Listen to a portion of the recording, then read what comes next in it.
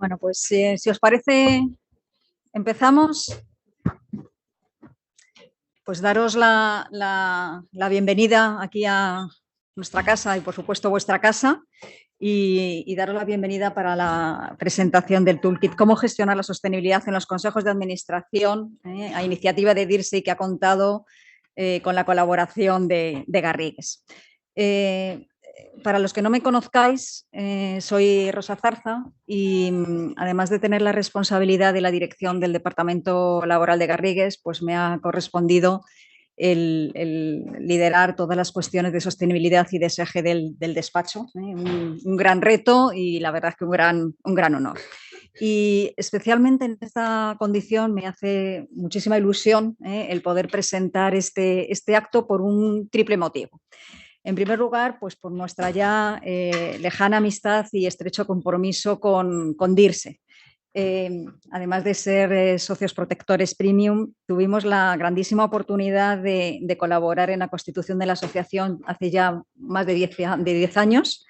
Y, en segundo lugar, por la gran pertinencia de esta iniciativa. Es obvio que la sostenibilidad está en la agenda social, legislativa, política y sin duda empresarial. Son las empresas las que realmente están tirando y liderando todas las cuestiones de la sostenibilidad. Y sin duda está en la mesa de los consejos de administración. Y la prueba es evidente el éxito de la convocatoria de este acto, ¿no? Y en tercer lugar, la pequeña cuña publicitaria, porque desde Garrigues llevamos ya mucho tiempo comprometidos con la sostenibilidad. Por hacer un muy brevísimo resumen, fuimos pioneros en la constitución de una filial de consultoría G-Advisory hace ya más de 20 años, donde algo ya ahora se ve algo normal.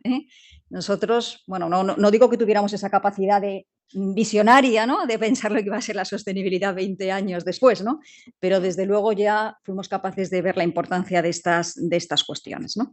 Fuimos la primera firma que publicó su primer informe de sostenibilidad, por aquel entonces informes de sociedad de responsabilidad social corporativa, en el año 2006.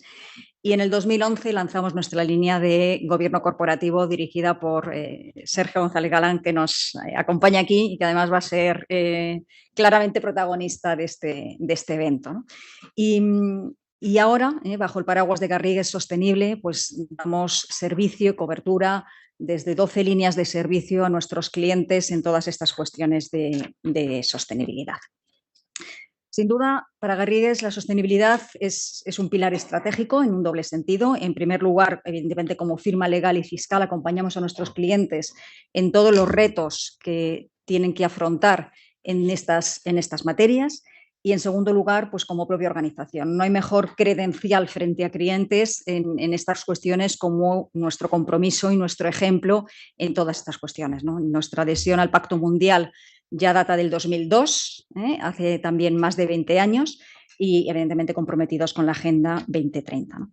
Sin pretender hacer aquí un publireportaje, que no lo pretende ser, simplemente destacar que hemos sido recientemente reconocidos como el primer despacho en España y el sexto en el mundo, recientemente con todo lo que es el cumplimiento de las cuestiones en materia de desempeño de esa agenda.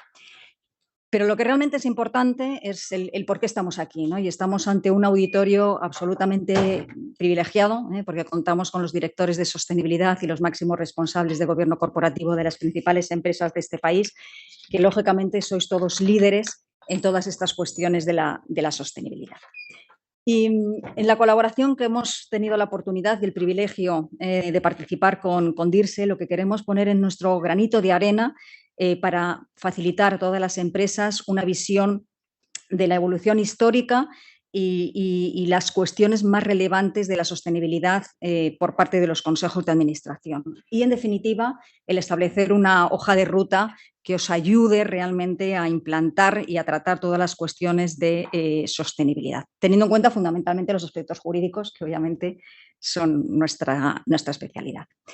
Yo, por mi parte, no os quiero quitar más tiempo, agradeceros vuestra presencia y dejar el espacio y el tiempo a los verdaderos protagonistas, que en este caso, permitidme ya que os presente y os pido ya que paséis a este lado del río, a Alberto Andreu, que además, bueno, pues que es sobradamente conocido por todos vosotros, es un grandísimo experto en todas las cuestiones de sostenibilidad, es asesor de muchas empresas en materia de sostenibilidad y además presidente de DIRSE, y a Sergio González Galán, que es nuestro socio responsable del área de gobierno corporativo del despacho, miembro del comité de ESG de Garrigues, y que ha liderado la colaboración en este toolkit, y que os lo van a presentar, su contenido, los retos, y esperamos que realmente os ayuden. En una segunda parte del evento pues daremos paso a estos ejemplos, ¿no?,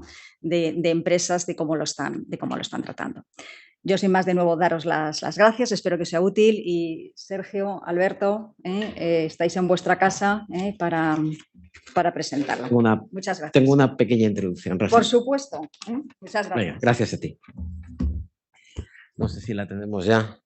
Bueno, un poco, básicamente, la introducción que yo os quería hacer era cómo hemos llegado aquí, no sé si 10 años después, ¿no? Un poco para empezar, fijaros, esto es un poco lo que hemos visto hace 10 años, que es cuando montamos DIRSE, cuando creamos DIRSE, que por cierto, este año celebramos el 10º aniversario. La verdad es que éramos pocos, ¿no? Pues ahí aparecen algunos datos, ¿no? Hace 10 años no existían muchas cosas, ¿no? Pues no existía la directiva de información, la directiva del 14, la que luego se traspuso en la ley 1118, tampoco existía el código de buenas prácticas de la CNMV, tampoco yo creo que lo que teníamos desde el punto de vista del paquete regulatorio que tenemos en materia hoy, esto no existía.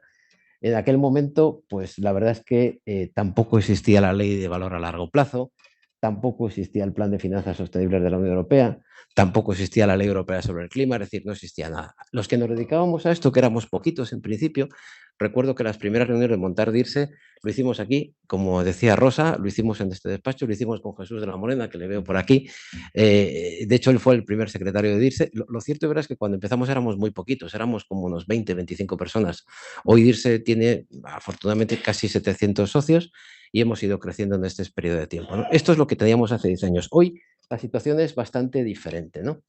Hoy hemos sufrido una evolución del concepto que ha ido pasando de este concepto de lo que antes se llamaba acción social, el concepto de RSC, que de hecho figuraba en los códigos de buen gobierno.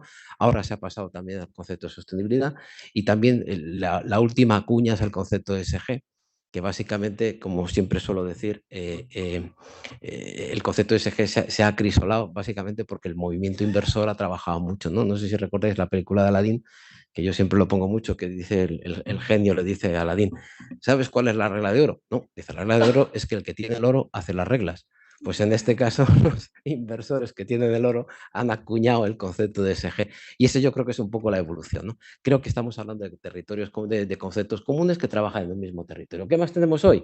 Pues hoy lo que tenemos es un tsunami regulatorio, o sea, no hay más que ver el crecimiento exponencial que ha sufrido en los paquetes regulatorios en la Unión Europea respecto a este tema. En el 11 teníamos poco más de 10 iniciativas en la Unión Europea de sostenibilidad. En el 2022 tenemos más de 550 iniciativas de soft law y hard law en la Unión Europea. Como veis, el crecimiento es muy exponencial. ¿Qué más tenemos? Pues la verdad es que al final tenemos ya compromisos ciertos para el 50, ¿no? Y esto ya se ha metido en el ordenamiento jurídico. Compromisos ciertos de reducción de emisiones al 30, compromisos ciertos de net cero en el 50, después del Acuerdo de París, y hoy todos los ordenamientos jurídicos de la Unión Europea recogen ya esos compromisos. ¿Qué más tenemos? Un apetito inversor enorme. En el 20, a principios del 23, 1 de cada 2 euros estaban invertidos con etiqueta ESG. Ahora hay un movimiento en Estados Unidos enorme, que supongo que habréis leído, que ahí hay un debate súper serio que afecta básicamente al valor de los fondos de pensiones y como todo en esta vida se ha polarizado.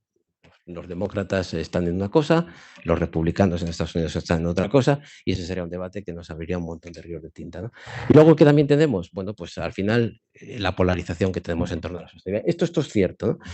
Esto es lo que tenemos hoy. ¿Qué tendremos en el 30? Pues vaya usted a saber, ¿no? Putin mediante y un poco polarización mediante y todo lo demás mediante, pues tendremos bastantes cosas, ¿no? Pero la verdad es que hay algunas preguntas que os formulamos ahí, ¿no? O sea, ¿asistiremos al aseguramiento razonable de la información no financiera?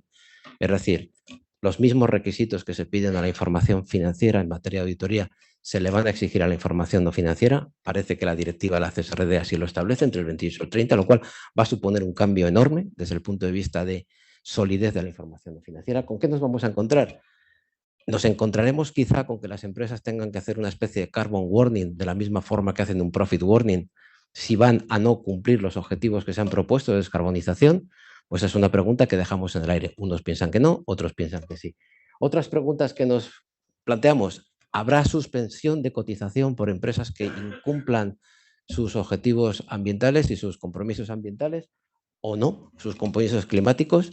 Hay unos que piensan que habrá suspensión, otros que piensan que no habrá suspensión. Algunas preguntas más, y es que si veremos algún CEO imputado por delitos o por incumplimientos en la cadena de valor como consecuencia de la Directiva de Información no Financiera. Son preguntas que dejamos ahí, algunas se responderán que sí, otras se responderán que no. Lo que tenemos claro es que la tendencia va a ser cada vez más esa. ¿Qué hacemos en DIRSE? Hacemos varias cosas, que os las ponemos ahí, pero básicamente generamos relaciones, básicamente generamos conocimiento, y en los últimos años nos hemos dedicado un esfuerzo grande a lo que es fortalecer las capacidades de nuestros socios. Y ahí están las piezas de los toolkits. ¿Qué estamos haciendo con los toolkits, especialmente para facilitar? Bueno, este es un ejemplo.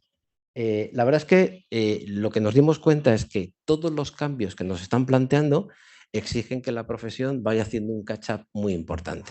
Muchos de los que estábamos en este campo, procedíamos de áreas, por llamarlo de alguna forma, más intangibles, teníamos algunos de comunicación, de relaciones institucionales, de las áreas vinculadas a la fundación, de las áreas de reputación, y hemos visto como lo que antes era un intangible ahora se ha convertido en un tangible muy metido en la ley. En consecuencia, teníamos que generar una serie de instrumentos que nos fortaleciesen las capacidades.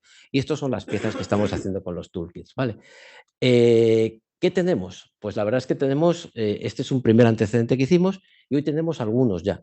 Todos los toolkits de alguna forma pretenden tener una misma estructura, y ahora lo vamos a ver con el que presentamos ahora y lo presentamos con Sergio, ¿no? Tienen un primer capítulo que es el por qué. Hay porqués regulatorios, hay porqués estratégicos, hay porqués de tipo también competitivo. Luego tienen otro capítulo que es el cómo se hace.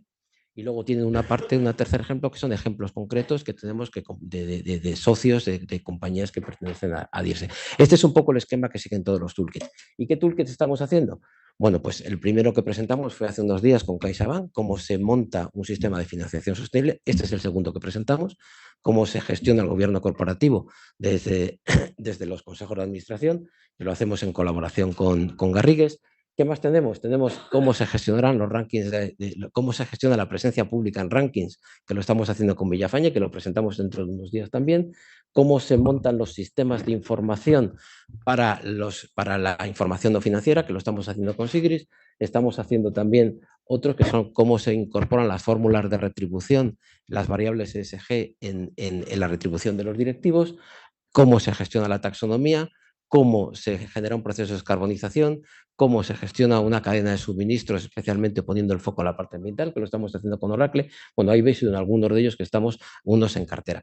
Estos irán cayendo progresivamente, pues nuestra idea es presentar aproximadamente uno cada mes y medio, desde que empezamos el primero con cómo se monta un programa de financiación sostenible. Surgió ahora, yo creo que además lo hemos hecho justo después de que todas las compañías hayan tenido que cerrar los estados de información financiera. Prácticamente todos estábamos hasta arriba, Garrigues también estaba hasta arriba, y en un momento determinado planteamos que este era el momento adecuado para hacer lo que es este. Y es justo lo que vamos a hacer hoy. Así que nada, daros otra vez muchísimas gracias, Sergio, dar muchas gracias a Garrigues por haber colaborado con nosotros en este toolkit, y básicamente lo que queremos, como os decía, es implantar o fortalecer las capacidades de nuestros socios y las capacidades de la función. Así que nada, esta era la parte introductoria, y si quieres vamos ya a la presentación directamente del toolkit. ¿Vale, Sergio? Vale. Tenemos ahí, déjame que me abra porque nos hemos hecho un guión como no puede ser de otra manera. Así que, bueno, vuelvo un poco a los agradecimientos. El toolkit, como os decía, tiene dos grandes bloques, ¿no? Tiene un primer bloque en el que contamos el por qué y el cómo, que esta es la parte en la que más ha colaborado y más ha trabajado Garrigues, dándonos su conocimiento. Y yo, la verdad es que, ya lo he dicho, ¿no? Pero desde el primer momento quería agradeceros las facilidades que nos habéis dado para hacer todo. Desde el primer día que nos sentamos, que todavía nos sentamos en la sala con mascarilla, me acuerdo que estábamos como la mascarilla sentados como a 3 sillas de distancia, ¿vale? Hasta hoy, o sea, lo de la mascarilla nos indica el tiempo que nos ha pasado desde que empezamos a trabajar esto, ¿no? Así que la verdad es que esto ha sido así, ¿no? No, bueno, y si me permites interrumpirte un poco, yo quiero agradecerte a ti, Alberto, y a Dirce la iniciativa, porque he de reconocer que en el primer momento, cuando nos lo planteasteis, yo tuve un punto de escepticismo, porque pensé que algo así como lo que íbamos a hacer, como lo que nos planteabais, pues algo ya se habría hecho razonablemente similar, pero la verdad es que hicimos una indagación y no vimos nada parecido, y yo creo, la verdad, que le hemos dado un enfoque muy interesante, fundamentalmente para sus principales receptores, que son los miembros de DIRSE, para que vean ese enfoque de su labor de la sostenibilidad entroncada con el principal órgano societario, que es el Consejo de Administración, y cómo fluye todo a lo largo de la organización. Quizás para secretarios de consejo, gente de asesoría jurídica, sea un más conocimiento más obvio, pero yo creo que sí que puede ser una herramienta muy útil para conocer cómo ha evolucionado la regulación de, primero, la responsabilidad social corporativa, que ha ido evolucionando de nombre, como decías tú, a sostenibilidad ESG, y cuál es el estado del arte hoy en día de la situación y cómo se gestiona en las compañías. La verdad es que, además, en muy poco tiempo la evolución ha sido enorme, ¿no? Así que, sí, fíjate, para el mundo jurídico, para vosotros estas cosas son muy evidentes, ¿no? Pero quizá para los ámbitos de gestión de sostenibilidad, siendo necesario, no era también muy evidente. Entonces yo creo que nos ha salido una cosa razonable, ¿no? Entonces, si te parece, vamos a estructurar el guión entre tú y yo en 2 grandes bloques. Primero, nos centraremos en una serie de preguntas genéricas que responden un poquito al porqué, que tienen que ver más con el ordenamiento jurídico, y luego de alguna forma nos vamos a centrar con el cómo, que de hecho en el toolkit, que ya lo recibiréis después, hay una especie como de metodología de fases, fase 1, fase 2, fase 3, fase 4, para cómo incorporar la sostenibilidad en el Consejo de Administración. Vamos a empezar, si te parece, por la parte más genérica, ¿no? La primera parte que me gustaría plantearte, y la primera pregunta es conocer tu opinión en concreto sobre si nuestro ordenamiento jurídico, tanto la parte de hard law como la parte de soft law, recoge bien el rol del Consejo para tratar los temas de sostenibilidad. ¿Lo recoge bien o en tu opinión hay algo que se queda, alguna pieza fuera, que algo que faltaría? Pues yo creo que en ese aspecto de cómo el Consejo de Administración debe abordar la sostenibilidad, yo creo que ahora tenemos una regulación razonable y adecuada. Y de hecho, más que falten cosas, mi preocupación es que nos pasemos de vueltas. Y antes lo decías tú, es verdad que en el mundo de la sostenibilidad estamos ahora viviendo ese tsunami regulatorio. Todo el mundo habla del tsunami. Yo creo que a nadie le apetece estar cerca de un tsunami, ¿no? Te apetece estar en una marea, algo que venga... O en la montaña, a su tiempo. Entonces, aunque decirlo aquí en un despacho de abogados y que lo diga yo pueda parecer tirar piedras contra nuestro propio tejado, yo creo que vivimos en una época de hiperregulación que puede llegar a ser contraproducente, y que es mejor concentrarse en dar pasos adecuados con objetivos claros que regular todo. No te diré que sin ton ni son, pero un exceso no permite abordar con suficiente claridad todos los temas, yo creo. En materia de regulación del Consejo de Administración en relación con la sostenibilidad, ahora lo abordaremos. No hay mucho, pero yo creo que es lo suficiente para que esté claro cuáles son las responsabilidades de cada uno. De todo lo que hoy incorpora el ordenamiento jurídico, de todos los instrumentos que existen, desde la Ley de Sociedades de Capital hasta el propio Código de Buen Gobierno de Sociedades Cotizadas, pasando por las otras del valor a largo plazo, si tuvieras que elegir algún instrumento regulatorio, para ti, ¿cuál sería el más preciso? Yo creo que en lo que estamos hablando hoy aquí, la clave fue cuando se residenció la política de sostenibilidad, todavía con la nomenclatura de responsabilidad social corporativa, en el Consejo de Administración.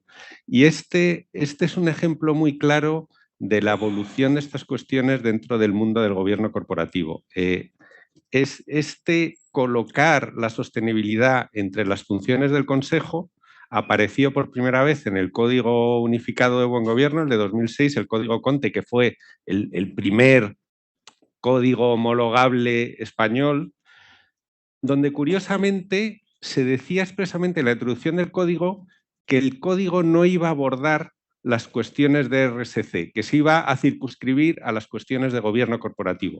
Pero con todo y con eso, entre las cuestiones de gobierno corporativo que abordó fue las funciones indelegables del Consejo. Y recordamos que estamos hablando 2006 de Código de Buen Gobierno, de mera recomendación sujeto al principio de cumplir o explicar. Y entonces ahí ya en el 2006 la recomendación era que entre las funciones que el Consejo no se recomendaba que no debía delegar estaba la elaboración de la política de responsabilidad social corporativa. Luego se dio un importantísimo paso en la reforma de la Ley de Sociedades de Capital de 2014, que claramente se llama reforma de la Ley de Sociedades de Capital para la mejora del gobierno corporativo, y una de las medidas que incluyó esa ley, como sucedió en muchos otros aspectos, fue el trasvase desde la recomendación del Código de Buen Gobierno al derecho imperativo. Y entonces eso que en 2006 era una recomendación de facultad indelegable del Consejo se convirtió en un artículo de la ley y desde entonces la aprobación de la política de responsabilidad social corporativa, hoy sostenibilidad, es una materia indelegable del Consejo. Recordemos, y quizás nos reiteremos mucho hoy al hablar de esto es así para las sociedades cotizadas, en la ley a día de hoy. Luego hay otro artículo en la Ley de Sociedades de Capital para todas las sociedades, cotizadas y no cotizadas, donde dice que es facultad indelegable del Consejo la determinación de las principales políticas y estrategias de la sociedad. Es solo en la parte de las cotizadas donde se explicitan algunas de esas políticas, entre ellas la de responsabilidad social corporativa. Pero en cualquier sociedad de capital, razonablemente, una de las políticas y estrategias más relevantes y más a día de hoy será aprobar esa política de sostenibilidad y, por tanto, nuestra norma, y me preguntabas, ¿qué es lo más relevante? Yo creo que es esto, o sea, que claramente al Consejo se le haga responsable en el sentido de impulsor técnicamente, la Ley de Sociedades de Capital en el 529T recoge esta obligación. La responsabilidad del Consejo de elaboración de la política de responsabilidad social corporativa en aquel entonces, igual que la política de dividendos e igual que otras responsabilidades. Técnicamente y en la práctica, ¿qué significa que una responsabilidad es indelegable? Esto fue... Parece una obviedad, pero sí, creo que jurídicamente tiene impacto. No, pero es muy importante, es clave. Dentro de las cuestiones que ha tratado el movimiento del buen gobierno corporativo, una de ellas ha sido que el Consejo realmente asuma sus funciones, porque históricamente era bastante habitual el clásico acuerdo al nombrar al consejero delegado, de delegación al consejero delegado de todas las funciones, salvo las indelegables, y antes de esta normativa de la que estamos hablando, las indelegables era la formulación de cuentas y la formulación de los informes en casos de fusión, escisión y poco más. O sea, el Consejo, por ley, no tenía que hacer... O sea, implícitamente tenía que hacer muchas cosas, pero explícitamente la ley tenía que hacer formular cuentas y poco más. Y se reunían a veces, una vez al año, formulaban las cuentas y se acabó. Al generarse primero como principio de buen gobierno y luego como obligación legal un listado de facultades indelegables del Consejo, entre las que está la política de responsabilidad social corporativa, lo que se hace es poner con toda claridad esa responsabilidad en el Consejo y que el Consejo, dentro de su deber de diligencia, esté el desarrollar esa política y, por tanto, asumir lo que de ello se deriva. O sea, para mí es una cuestión clave que hace que los consejeros sepan que entre sus funciones, una de ellas irrelevante es el desarrollo. En consecuencia, el deber de diligencia básicamente es control y supervisión sobre aquello que es mi responsabilidad. No me puedo quitar de en medio. Claro, no puedo decir, oye, consejero delegado, ocúpate y ya me contarás. Tú como consejero delegado te lego, pues esta es indelegable, vale. En consecuencia, la práctica es efectivamente ese rol de control y supervisión. Vamos a la parte del soft law, al Código de Buen Gobierno de Sociedades Cotizadas. En concreto, la recomendación 55 del Código del 20 establece el contenido mínimo de la política de RSC en aquel momento, sostenibilidad, después de la reforma del 20. Ya tenemos, establece los requisitos mínimos. Pero la pregunta que te hago, y en función de la opinión y el conocimiento que tú tienes, ¿cómo ves ¿es frecuente que los consejos, además de tener esa política de sostenibilidad, hagan un doble clic y hagan políticas adicionales sobre temas específicos que irían ahí? Y si es así, ¿cuáles son más o menos las otras políticas para los que los consejos se reservan su propia responsabilidad? Bueno, a ver, ¿qué os voy a contar a vosotros que sois los grandes especialistas de sostenibilidad? Yo creo que todavía, y eso que llevamos ya unos años, todavía el ámbito de la sostenibilidad es difícil ponerle fronteras, cada vez abarca más cosas. Y eso hace que la casuística empresarial sea pues, de lo más variopinta. Nos encontramos con políticas de sostenibilidad muy robustas, prácticamente omnicomprensivas, y políticas más sencillas de fijación de unos principios y poco más. Y luego a partir de ahí es verdad que hay otras que beben o que están muy relacionadas de esa política de sostenibilidad. Se me ocurre, por ejemplo, la política de gobierno corporativo, que claro. de hecho entre las facultades indelegables del Consejo, de las que hablábamos antes, en la ley de 2014 se menciona los dos, la de responsabilidad social corporativa y la de gobierno corporativo. Quizás porque en aquel entonces la responsabilidad social corporativa se entendía, y yo creo que es algo distinto a lo que hoy es la sostenibilidad. La sostenibilidad hoy parece incluir el SG y que el G fuese gobierno corporativo. El código se refiere a ello, el código del 20. Sí. Entonces, la política de gobierno corporativo, que podría entenderse incluida en la de sostenibilidad, pues muchas veces tiene vida propia y el Consejo la aprueba.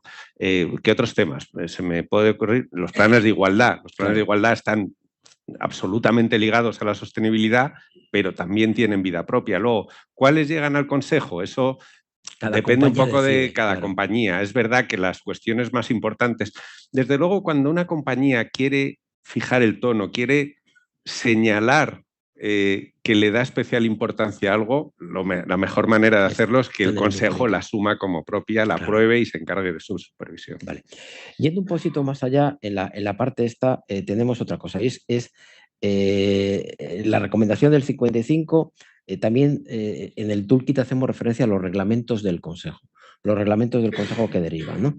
El propio toolkit enumera algunas partes donde se puede haber reglamentos del Consejo vinculados a la parte de sostenibilidad. Pero mi pregunta es, ¿en qué se centra más el Consejo? Bien, o sus reglamentos, viene su deber de diligencia, viene su herramienta de control y supervisión. ¿Se centra más en métricas, en definir una serie de métricas y un cuadro de mando?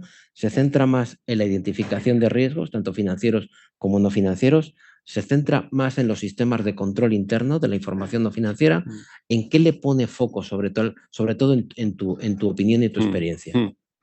A ver, es verdad que el Código de Buen Gobierno, en cuanto a las políticas de sostenibilidad y a las responsabilidades que le atribuye a la comisión que se encargue de ello, es bastante genérico, es bastante abierto. Yo creo que, por un lado, para dar esa flexibilidad que un código de buen gobierno tiene y el principio de cumplir, explicar y demás. Y yo creo que, por otro lado, por la dificultad de darle contorno a día de hoy, como decíamos antes, a las cuestiones de sostenibilidad. A ver, esto de nuevo depende mucho del sector de actividad de cada compañía y de dónde poner el foco. Mi experiencia, donde más estoy viendo ahora que las compañías lo ponen, pues sin ninguna duda en cuestiones de estrategia de cambio climático, en temas ambientales, concretas. Efectivamente, y buscar métricas que les permitan gestionarlo y reportarlo a la sociedad. Eficiencia energética. En temas sociales, pues los planes de igualdad de los que hablábamos, políticas de conciliación, y luego hay cada vez más esa búsqueda de cómo la compañía puede contribuir al entorno social en el que se desenvuelve. Y luego en los temas de gobierno corporativo, yo creo que sin ninguna duda los temas más candentes a día de hoy son la diversidad en el Consejo, diversidad de género, sin ninguna duda, pero también otro tipo de diversidad. Y para eso yo creo que es importante seguir las guías técnicas que sacó la CNMV sobre las comisiones, donde la verdad es que los consejos de administración empiezan a ser ya ya no son unas campos comisiones de desastre. expertos, Sí, exacto, porque exacto, claro, sí, te sí. pide la guía técnica de la comisión de auditoría, te pide que en la medida de lo posible tengas un experto en ciberseguridad, en la CNR que tengas un experto en retribuciones, en recursos humanos, en selección de personal. Claro, llega un momento Sí, en que o la gente ya se pone varios gorros y es experto en casi todo, sí. o es muy difícil. Pero bueno, a lo que vamos es que sí que es cierto que la diversidad yo creo que es un principio que todos reconocemos clave para que el Consejo pueda desarrollar bien sus funciones tanto de supervisión como de impulso luego al equipo de gestión de la compañía. Y luego, perdona que se me olvida, un aspecto esencial de gobierno corporativo y de sostenibilidad que siempre está ahí y siempre se lleva muchos titulares, que es la remuneración de los consejeros, a día de hoy, ya desde hace tiempo, pero cada vez más se buscan, y volvemos a las métricas, fórmulas adecuadas para que la sostenibilidad se incluya entre los factores variables de la remuneración y cómo conseguir que sean cuestiones realmente medibles, que es difícil, porque muchas veces el ámbito de la sostenibilidad a la hora de marcarte KPIs y ver si lo has conseguido y ver si llegas a los variables y tal es complicado. Y eso sí, la verdad es que se está haciendo, es curioso porque desde la crisis del 29 ha habido un esfuerzo enorme por identificar los indicadores financieros. Y hoy por hoy prácticamente todas las empresas, insisto, desde la crisis del 29, después del Plan General Contable, creo que es del 85 creo que es el Plan General Contable, y desde que se obliga a presentar las auditorías, todas las compañías tienen muy claro cuáles son sus indicadores financieros. Y fijaros que para eso ha habido una historia de muchos años, de 70 años, y en el caso del Plan General Contable Español, desde el año 85. Pero se está intentando que la información financiera tenga un nivel de madurez en un periodo de 3, 4, 5 años, y además sobre muchos temas que son mucho más difíciles de medir. Y entonces estamos equiparando la información no financiera a la financiera cuando una lleva 70 años de historia y la otra lleva 5 años o desde que se funda el GRI, que es en el 97. Es decir, todavía nos queda mucho por cuantificar las métricas y además hacerlas aquí fáciles. Yo creo que hay un punto que es, para mí, de los más difíciles cuando uno se enfrenta a la sostenibilidad, que es el mundo de lo obligatorio y lo voluntario. Claro. ¿Dónde y pongo todavía y yo creo, y ese es un paso que se ha dado que para mí es crítico y no sé si se le pone todo el foco necesario, que al menos desde mi punto de vista la responsabilidad social corporativa tenía un matiz muy claramente voluntario. Era donde las compañías decidían voluntariamente ir más allá de lo que la norma les marcaba, del cumplimiento legal. En cambio, la sostenibilidad es mucho más amplia. La sostenibilidad incluye mucho cumplimiento normativo.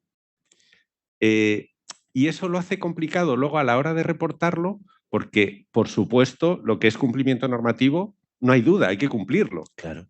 Y en cambio, lo que es voluntario, pues ahí ya cada compañía es libre de fijarse sus objetivos y tal. Entonces, a la hora de reportar cosas que no son homogéneas, en tanto que unas son obligatorias, y, o sea, reportar que cumples con la ley es un poco una obviedad, pero bueno, no es la misma, o sea, yo creo que no se afronta de la misma manera reportar el cumplimiento normativo. Ahora, yo creo que hablaremos más de ello que reportar cuestiones voluntarias que la compañía se fija como meta. Esta era la parte primera del bloque primero que veréis en el toolkit, más un poco los porqués jurídicos y un poco la evolución jurídica que hemos seguido teniendo. La segunda parte de este bloque primero tiene más que ver con los cómo.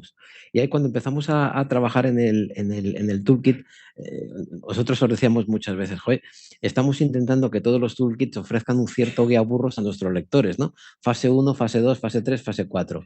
Lo hicimos así en el de cómo se monta un programa de financiación sostenible y lo intentamos hacer en esto. Y nos decís, pero al final lo hemos conseguido. Hemos puesto un proceso de 4 fases que no sé si se puede proyectar o lo tengo que pasar yo. Creo que está por ahí la diapo, no lo sé, si no, ahora lo ponemos, ¿no?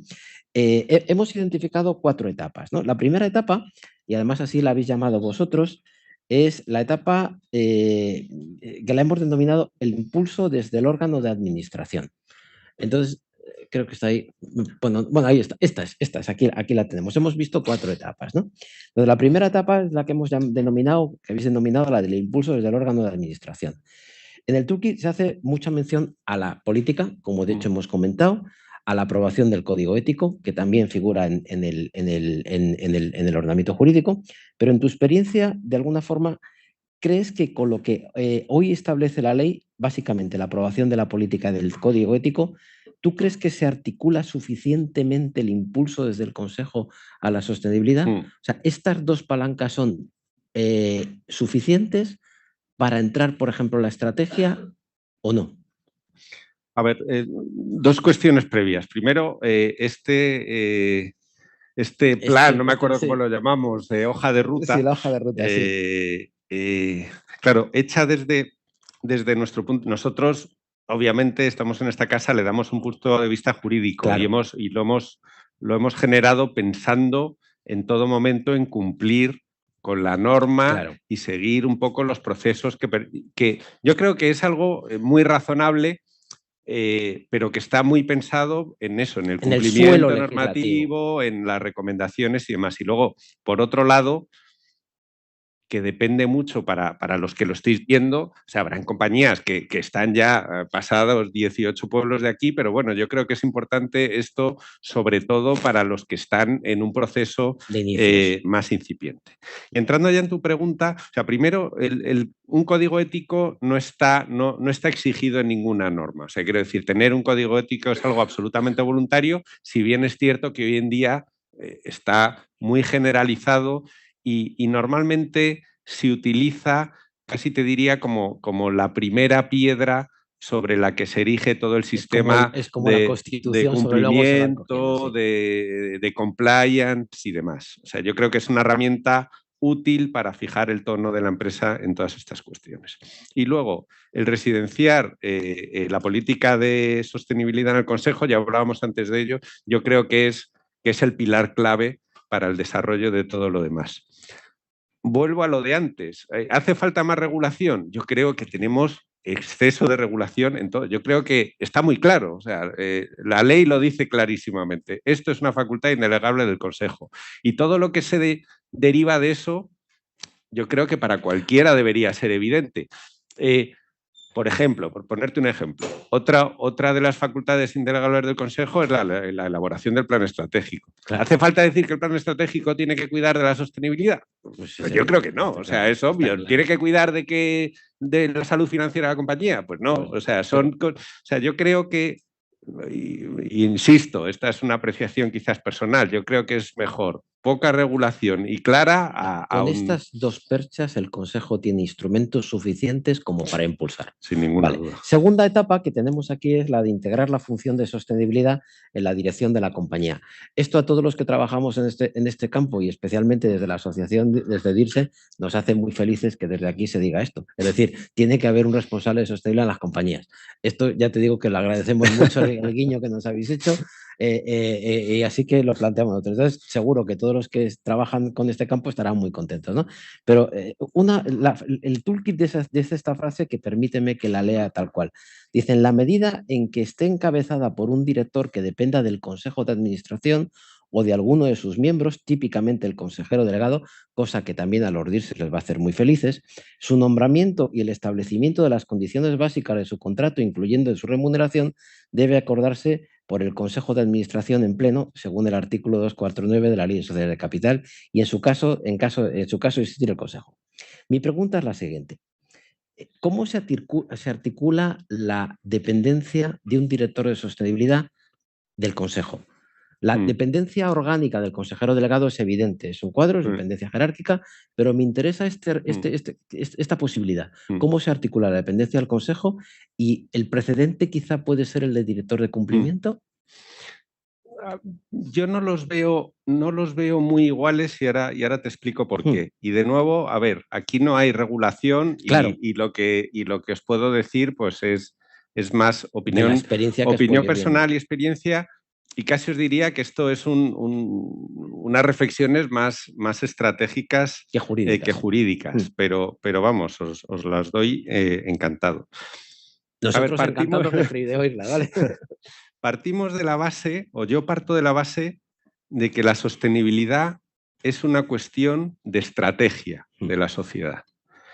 Y voy a decir algo que a veces la gente se lo toma mal o cree que es políticamente incorrecto, pero a mí me da igual porque lo creo firmemente, que la finalidad de las empresas es generar un negocio rentable y maximizar el beneficio. Y para eso existen las sociedades de capital y no debemos engañarnos con eso. La finalidad de las empresas no es luchar contra el cambio climático y favorecer a las comunidades, etcétera. No. Desde mi punto de vista, y siempre ha sido así, y eso en el Código de Buen Gobierno está bastante claramente explicado, el interés social es generar un negocio rentable a largo plazo, sí, pero generar un negocio rentable y maximizar el beneficio pensando en los accionistas. Ahora bien, ¿cómo se ha de desarrollar eso?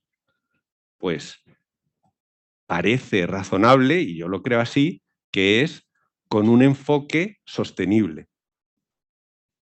Pero ese es un cómo, no es el qué. El qué es generar un negocio rentable para los accionistas. Siendo eso así, la sostenibilidad es una cuestión del desarrollo de estrategia de la compañía. Y por eso yo creo que donde está residenciado un director de sostenibilidad es bajo la dirección del consejero delegado, y ya pues si está en el comité de dirección, razonablemente eso ya depende de la estructura de cada compañía. Pero no veo tanto la similitud con que decías tú de un director de cumplimiento. Yo preguntaba. No, pero respondiendo a tu pregunta, de un director de cumplimiento o un director, por ejemplo, de auditoría interna, que sí que parece más razonable, y de hecho el Código de Buen Gobierno para el director de auditoría interna así lo fija, así lo recomienda, que tengan como una dependencia jerárquica de la comisión de auditoría o del consejo de administración, de tal manera, porque claro, auditoría interna o cumplimiento es, por decirlo como en las series policíacas, los asuntos internos. Entonces, que dependas del consejero delegado te puede impedir tus labores de control. Y eso en cumplimiento tiene sentido, en auditoría interna tiene sentido, pero es que la sostenibilidad, desde mi punto de vista, no es una cuestión de control, es una cuestión de que para desarrollar la estrategia de la compañía, una de las palancas que tengo es que sea de forma sostenible. ¿Por qué? Porque la sociedad realmente cree que esa es la... Y yo creo que esto es clave. O sea, la sostenibilidad, desde mi punto de vista, tiene que estar siempre pensada para el interés social, que es generar un negocio rentable y maximizar el beneficio. O sea, no es altruismo, es un mejor funcionamiento de la sociedad para un mejor retorno para el accionista. La tercera etapa que tenemos es la atribución de funciones de supervisión, seguimiento y apoyo en una comisión del Consejo. De hecho, el Código de Buen Gobierno de Sociedades Cotizadas se da como alternativas que exista una o que exista varias comisiones, ¿no? Y aquí tengo un par de preguntas para ti. La primera es cómo ejercen en la práctica las comisiones esas funciones de control y supervisión. Entiendo que cada compañía tendrá, pero ¿hay un patrón genérico de cómo ejerzo esas funciones? Sí, fundamentalmente en la elaboración de la política tiene un papel muy importante. La comisión es una facultad indelegable del Consejo, perdonadme que lo repita tantas veces, pero es así. Lo ejerce a través de la comisión.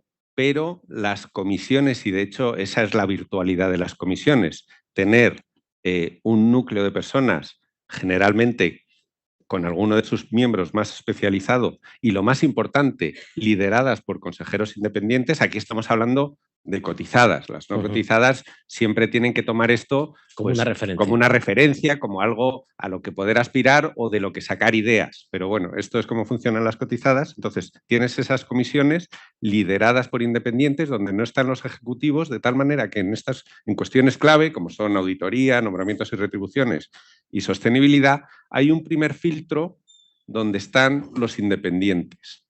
Y entonces, la política de sostenibilidad generalmente pasa primero por la comisión, se revisa, tal, y entonces se eleva al Consejo. Claro, cuando ya viene de una comisión, el Consejo tiene una mucha mayor predisposición hacia ella que si está directamente en manos del consejero delegado. Entonces, el rol de la comisión es importante básicamente porque te hace el filtro previo para luego eleva. Y luego te hace el seguimiento continuo. Exacto. O sea, una vez que tú tienes la comisión de sostenibilidad o cualquier comisión a la que le atribuyes las responsabilidades de sostenibilidad, hace el primer filtro del consejo.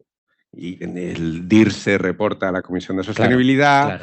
Y luego claro, porque como decimos, la sostenibilidad es prácticamente todo. Sí. Entonces, cuando se hace todo el análisis de la gestión de riesgos, que normalmente se reside en la comisión de auditoría, pues ahí también se tratan las cuestiones, y todo eso hace que lleve una criba, un mayor trabajo desde las comisiones para que luego cuando se le vea al Consejo pues llegue ya más preparado. Y esto liga con nuestra última frase, ¿no? La última etapa, que es la extensión de la sostenibilidad a los diferentes ámbitos de la compañía.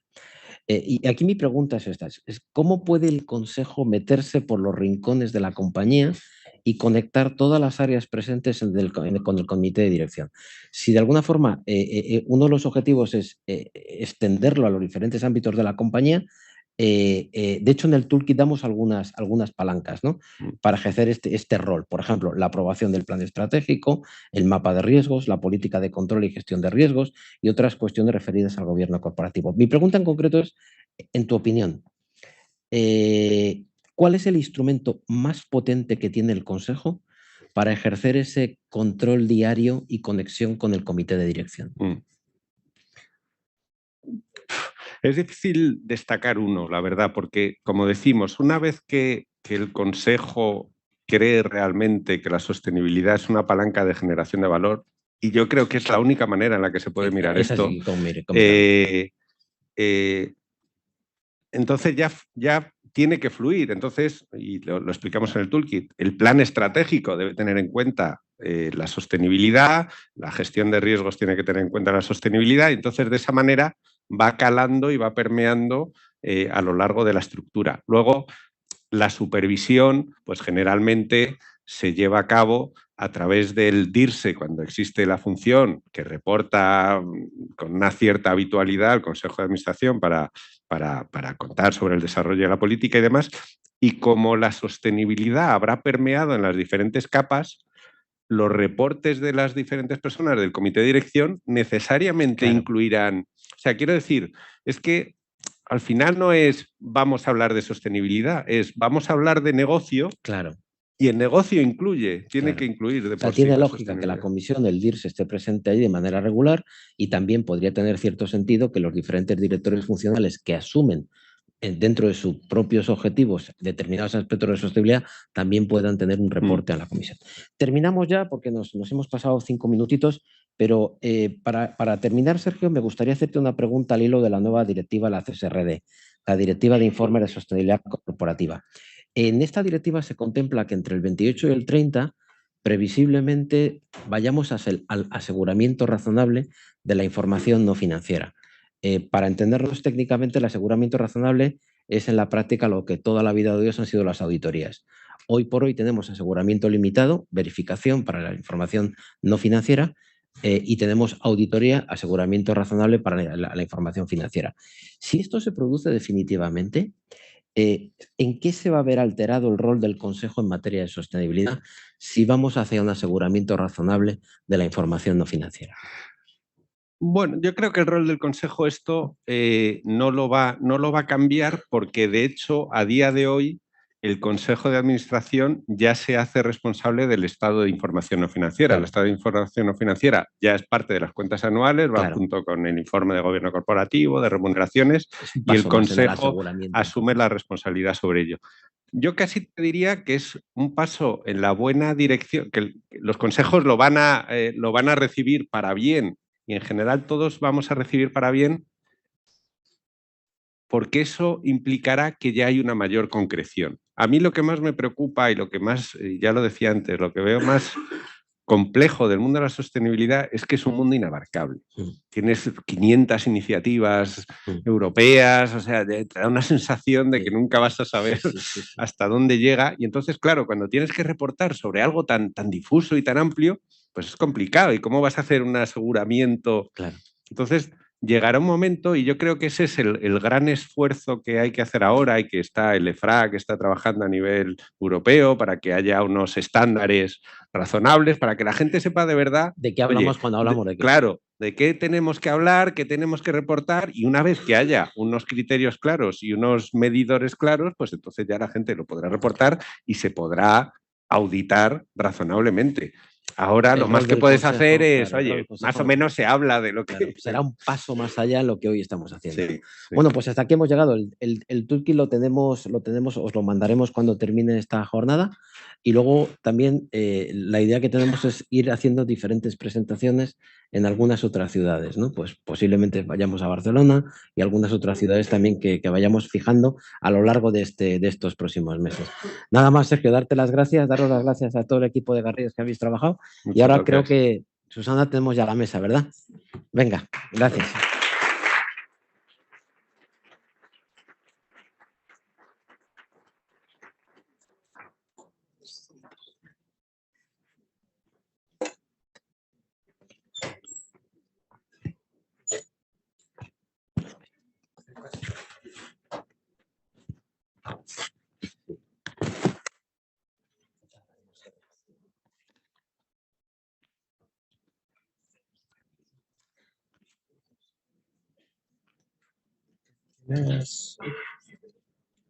Se puede... Vale, ¿cómo os vais a sentar? Perdón, no sabemos. Pues yo creo que la que sí ya. Usted la modera. Ah, pues espera, aguante con los pelos. ¿Tú a su izquierda? ¿Usted a su izquierda entonces? Vale. Pues se lo pongo.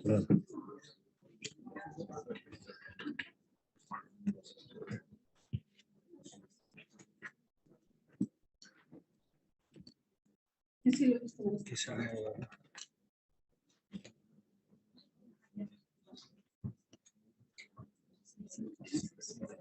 pongo detrás. Sí, lo tengo aquí. ¿Pantalón o qué? Espera, que no me lo veo. Si me lo pones tú.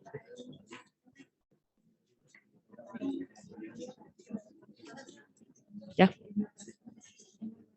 Sí, perfecto. Ahora me abrocho la chaqueta.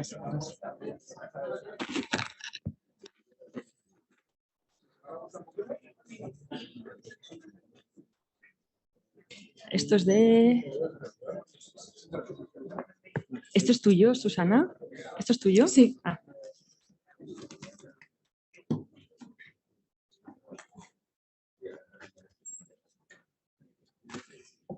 Se lo pongo detrás. Donde quiera. ¿Dónde me tengo que poner? Vale. ¿Ya está encendido? Voy a ponerme las gafas ya.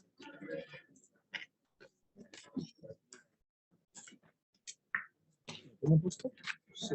¿Qué? ¿Puedo dejar aquí o no? Sí. Vale. Mira un poquito por ahí.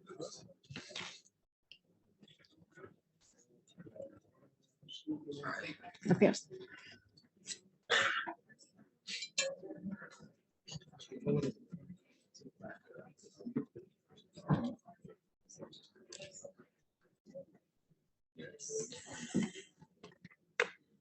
No está, estaban puestos, disculpad, estaban puestos los... bueno, igual. A mí me ha tocado aquí. Bueno, igual. Buenos días.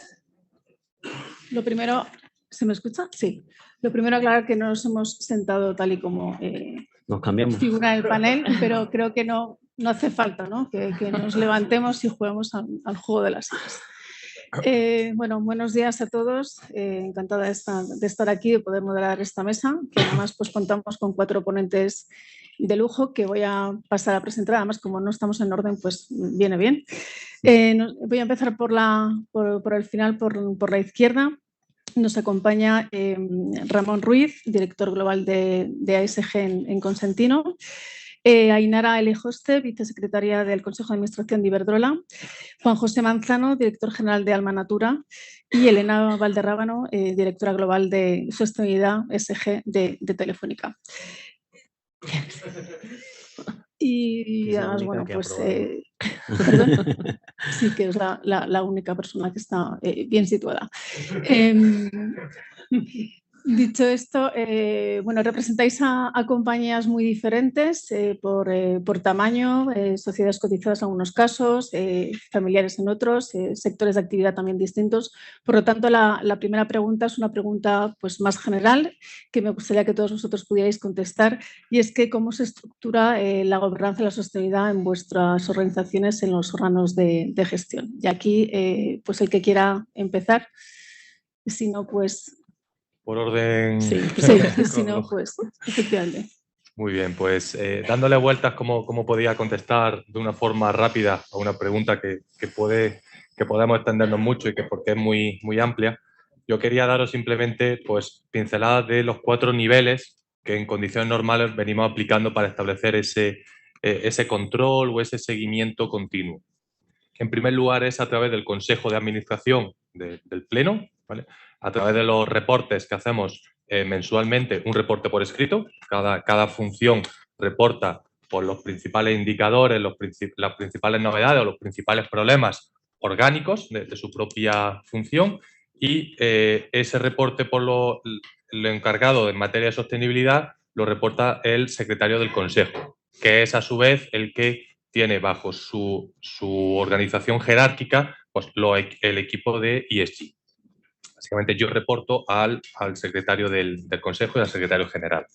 El segundo nivel, ya bajando un poquito en esa capilaridad, es la Comisión de Sostenibilidad del Consejo de Administración. Sigue siendo el foro, sigue siendo miembro del Consejo de Administración, pero ya es una comisión focalizada en sostenibilidad. El número de consejeros se reduce y ahí tenemos a una presidenta de la Comisión de Sostenibilidad, que a su vez, por supuesto, es miembro del Consejo de Administración. La periodicidad es de 1 cada 3 meses, o sea, cada trimestre, y suelen durar en torno a 2 horas, 2 horas y media. También contamos con la presencia de nuestro asesor externo en materia de sostenibilidad, que habéis tenido el privilegio de escucharle, que es Alberto Andreu. Ahí, uno de las píldoras del éxito es que no sea una comisión de mero reporte, o sea, no sea una comisión en donde el director de turno vaya a soltar su speech de 2 horas y media, los miembros del consejo se queden escuchándole y nos vayamos a la siguiente comisión, porque eso poco valor tiene, sobre todo cuando nosotros tenemos 4 comisiones delegadas, cuando toca ser el cuarto o el tercero dentro del día. Pillas a los miembros del consejo ya tiritando, sin capacidad ninguna de poder absorber ningún tipo de información. Cuanto más participativa, cuanto más incluso retadora sea esas reuniones, cuanto más preguntas te hagan, pues mayor valor tendrá de control y de seguimiento esa comisión. Bajando al tercer nivel nos encontramos al Comité Ejecutivo de ESG, que como le llamamos nosotros oficialmente, que ya el foro no es tanto el Consejo de Administración, sino el Comité Ejecutivo, en donde también reportamos todos los principales indicadores, todos los principales ocupaciones y preocupaciones en materia de sostenibilidad, pero ya enfocado al Comité Ejecutivo. Y por último, nos encontramos el cuarto pilar, que es el Foro de Sostenibilidad. En este foro de sostenibilidad, además de estar, por supuesto, la presidenta de la comisión delegada, como miembro del Consejo de Administración, están los números 2, por así decirlo, de todos los departamentos de la compañía que tienen funciones tanto orgánicas de ESG, por ejemplo, el Departamento de Medio Ambiente, el Departamento de Seguridad y Salud, el Departamento de Relaciones Laborales, que entran dentro de mi equipo, como todos aquellos otros departamentos que no son jerárquicamente dependientes del área de ESG, pero que su función es básica en materia de ESG. El área de recursos humanos, el área de compras por la parte de proveedores, el área de marketing por la parte de comunicación y un grandísimo etcétera. Para conseguir que la sostenibilidad no sea un mensaje solamente de grandes esferas, sino que consigamos esa capilaridad a lo largo de toda la organización y que todos sean partícipes del peso que tiene su trabajo en materia de sostenibilidad, montamos ese foro, donde una vez cada mes acuden esos número 2 para liberar agenda y también pues, permitamos que dentro de los departamentos haya desarrollo en materia de sostenibilidad, en donde primero se reportan los principales indicadores en materia de sostenibilidad, que luego comentaremos, y segundo, cada uno de los departamentos pues, tenga una oportunidad de compartir con el resto del equipo pues, cuáles son las principales novedades en relación a su propio departamento, a su propio equipo. Perfecto. Ainara. Bueno, en Iberdrola la sostenibilidad está en el ADN desde hace ya muchísimos años. Está bastante consolidada, pero no por eso deja de estar en un desarrollo continuado. Contamos con un sistema de gobernanza y sostenibilidad que es un conjunto normativo muy potente en el que no solo está la política de RSC o de desarrollo sostenible, sino que tenemos un montón de políticas vinculadas a la materia, como puede ser biodiversidad, acción climática, igualdad, inclusión, bueno, un montón. De hecho, el Consejo no solo aprueba esa política o las políticas que vienen por imperativo legal, sino todo aquello que lleve el título o el concepto de política, con lo cual la implicación del Consejo en esta materia creo que puedo decir que es máxima.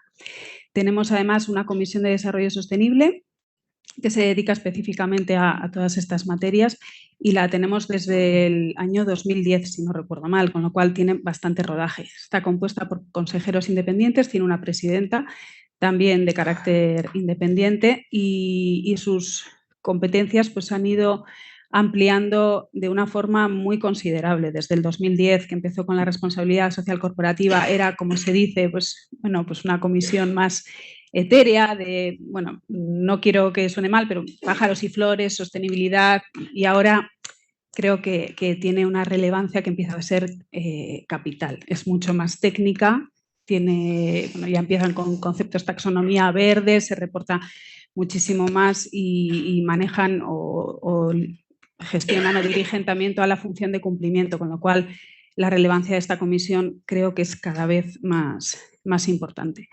Contamos también con varias personas en el equipo directivo, porque la materia es tan amplia, como se ha comentado antes, que no podría dedicarse en un grupo como Iberdrola una única persona a todo esto. Está Agustín Delgado, que es el director de Innovación y Sostenibilidad, miembro de la alta dirección, con lo cual reporta directamente al presidente, al consejero delegado, al consejo de administración, y luego tenemos un director de ESG, que depende del director financiero y que también reporta directamente al presidente en muchísimas de las materias, con lo cual pues sí que creo que es destacable que tanto el órgano de administración en su conjunto como los órganos delegados y el propio presidente ejecutivo y el consejero delegado están muy al día en materia de sostenibilidad.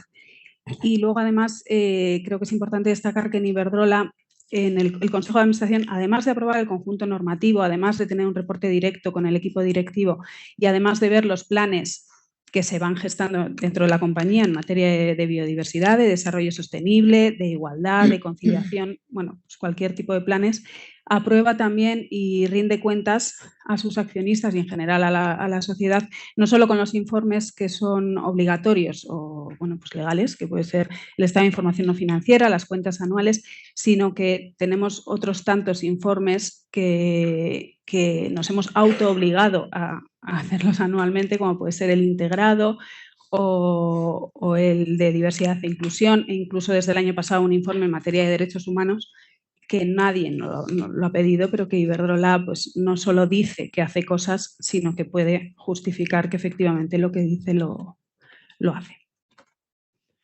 Gracias. Yo estoy alucinado lo de cosas que tenéis, ¿eh? O sea, es impresionante. Es impresionante cuántas áreas, cuántos departamentos. Nosotros somos una empresa muy pequeña, tenemos 20 empleados y tenemos una facturación de cerca del 1 millón de euros, pero somos muy pequeñitos. La gente que no nos conozca, trabajamos en reactivación rural y fijación de población rural, ¿vale? A nivel nacional. Pero bueno, también tenemos nuestros departamentos, que vamos, que lo cuento ahora. A ver, nosotros somos 3 áreas funcionales, un área de propósito y un área de proyectos que está unida, un área de alianzas en la que estoy yo y un área de operaciones que es absolutamente autónoma, que funciona, bueno, evidentemente no tiene que reportarle a nadie porque es mi hermano y forma parte del consejo, o sea que tampoco es bastante fácil.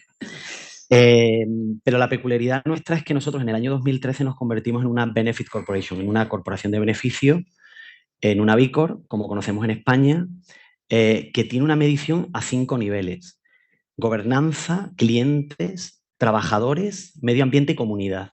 Hola. Y comunidad para nosotros es absolutamente fundamental. Evidentemente la sostenibilidad es una estrategia, pero porque verdaderamente es que nuestro negocio es la sostenibilidad. Es que nosotros nos dedicamos a nuestro departamento de sostenibilidad. Pero claro, luego Alberto decía, qué ilusión, ¿no? Que tengáis vuestros DIRSE. Claro, nosotros no tenemos un DIRSE y me siento fatal porque lo mismo alguien quiere echar el currículum.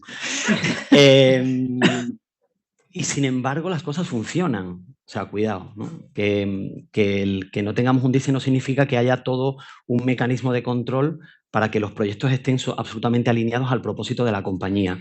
Y para eso nuestra dirección de proyectos está vigilando para no perder un poco el norte, ¿no? Porque al final, si trabajamos en reactivación rural, pero tenemos una persona teletrabajando desde Zaragoza, pues es como, a ver, desde tu 7º piso está muy bien que pienses en el rural, pero lo mismo te falta un poco de legitimidad, ¿no? Entonces, esa vigilancia, pues las hace una de las áreas funcionales directamente, ¿no? ¿Qué más cosas hace CIROS? Bueno, Navicor, para aquellos y aquellas que no conozcáis, simplemente es una empresa que da respuesta a una problemática. Sergio comentaba antes, joder, las empresas tienen que estar para ganar dinero. Pues claro que sí. Sin embargo, nosotros tenemos una diferencia y es que, y para aquella gente que acaba de llegar a este mundo de la sostenibilidad, nosotros entendemos la sostenibilidad como un equilibrio. O sea, un equilibrio entre 3 factores, que es el económico, el social y el ambiental. Y le llamamos como una tensión en calma. O sea, estamos tensionados porque la gente económica nos está diciendo constantemente, oye, tío, que está muy guay lo que hacéis, pero que tenéis que seguir facturando, que no llegamos, ¿no? Y a la misma vez, la gente de comunidad, la gente de social nos está diciendo, oye, ¿qué impacto habéis provocado este año, ¿no? Entonces, en ese equilibrio es donde se llega a ese desarrollo sostenible. Para nosotros es fácil, bueno, fácil, relativamente fácil, porque somos una pequeña compañía.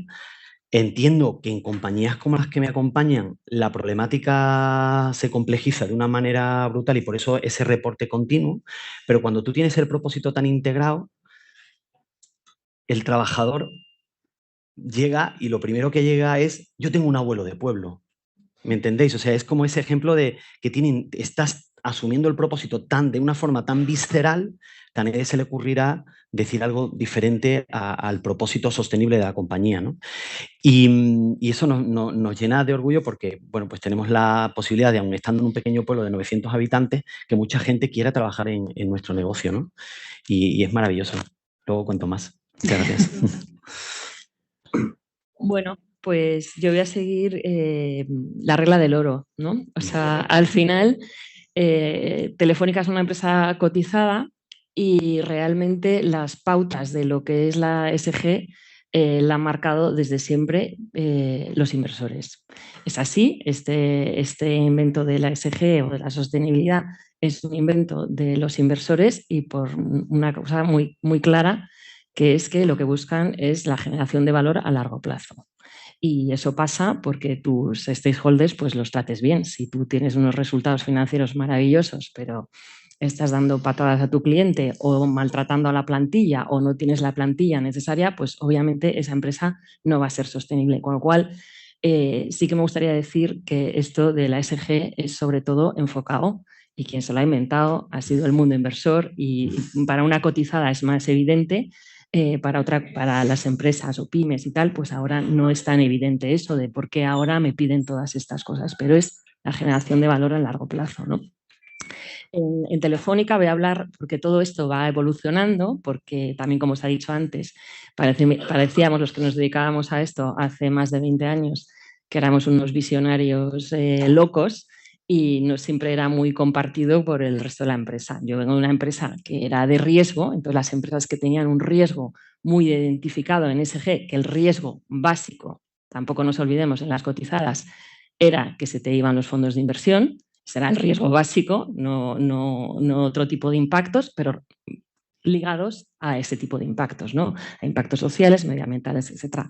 Telefónica no era en esos momentos una empresa de riesgo, sino de oportunidad y supo ver esa oportunidad y el modelo de gobernanza, pues bueno, yo creo que fue de las primeras, si no la primera, que tuvo una comisión de sostenibilidad en el Consejo.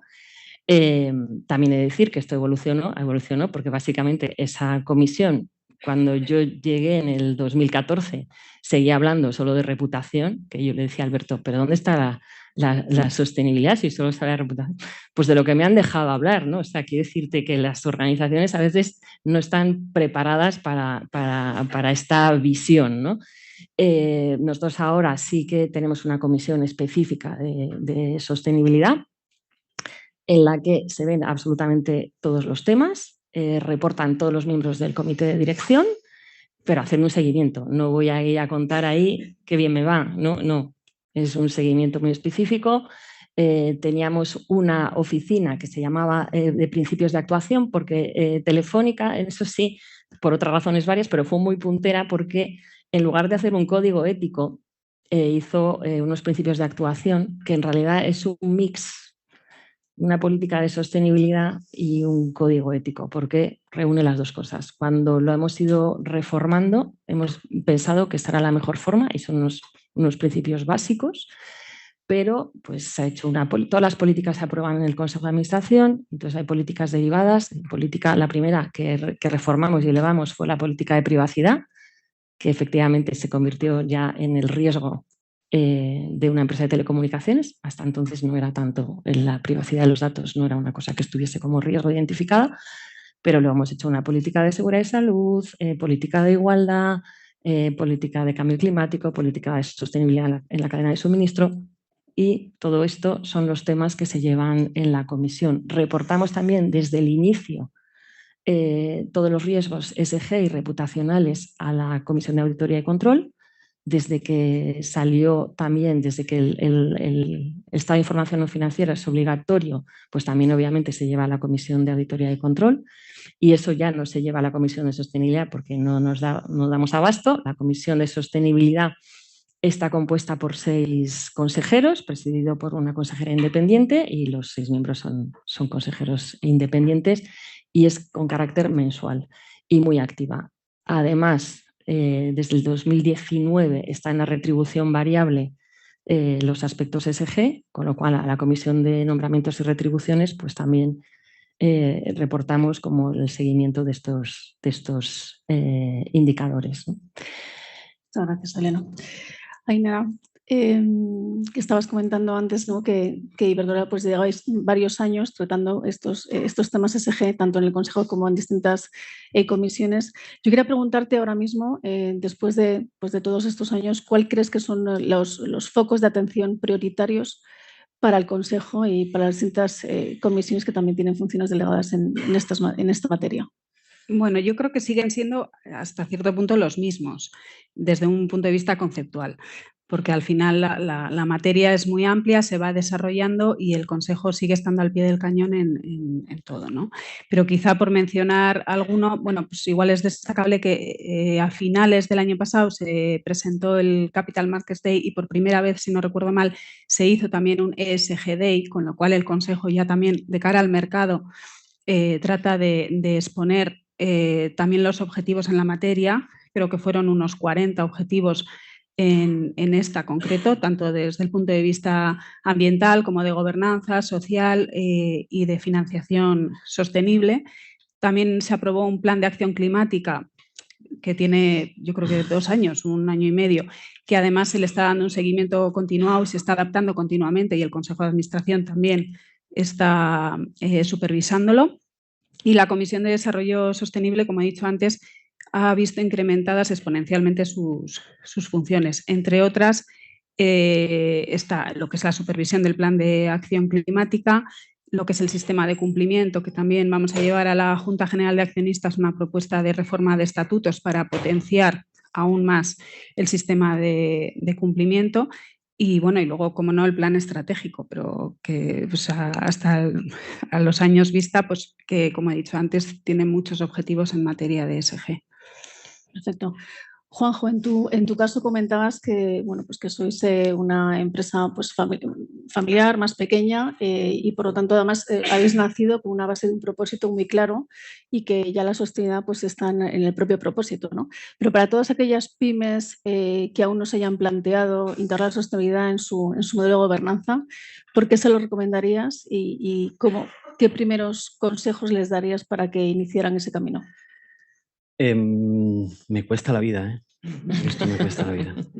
Me cuesta la vida porque, bueno, nosotros somos un claro ejemplo. O sea, nosotros antes del año 2013 teníamos una facturación de 70.000 euros y en 3 años hemos conseguido multiplicar por 10. O sea, quiero decir que algo habrá de bueno en la sostenibilidad si es eso que tanto le preocupa a las pequeñas pymes de llegar a final de mes, ¿no? O sea, algo de bueno tiene en esa cuenta de resultados económicas.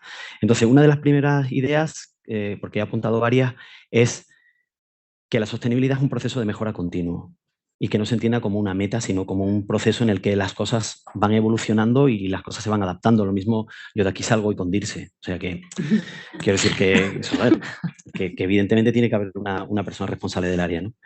Luego, a nosotros nos ha pasado y ha habido una mejora de la cuenta de resultados económica y es absolutamente directamente proporcional, ¿vale? La protección de la misión. La pequeña está tan obsesionada con llegar a final de mes que al final acaba haciendo de todo.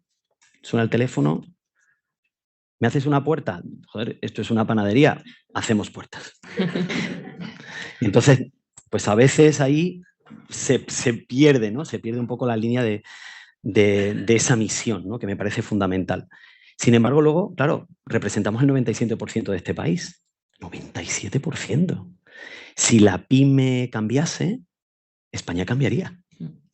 Pero claro, la pyme está como acomplejada, porque ve a Telefónica, y entonces es como, joder, ¿qué sostenibilidad voy a hacer yo, ¿no?